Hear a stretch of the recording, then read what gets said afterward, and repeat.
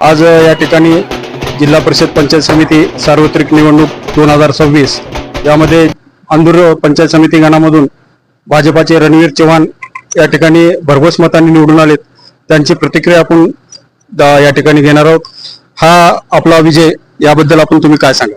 अंदूरगण पंचायत समितीमध्ये सर्व मतदार बंधू व भगिनींचं मी मनापासून आभार मानतो की त्यांनी मला भरपूर मतदान करून मला निवडून आणले. तसेच भारतीय जनता पार्टीचे सर्व पदाधिकारी असतील, कार्यकर्ते असतील, पक्षाचे महायुतीचे असतील, त्यांनी मला प्रेम दिला, आशीर्वाद दिला आणि माझ्यासाठी सगळेजण जनतेच्या आशीर्वादावर तुम्ही निवडून आलो. हो, सर्व जनतेने माझ्यावर भरपूर प्रेम केलं, त्यामुळे मी निवडून आलो.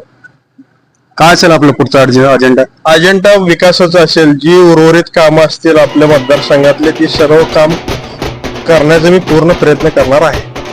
धन्यवाद.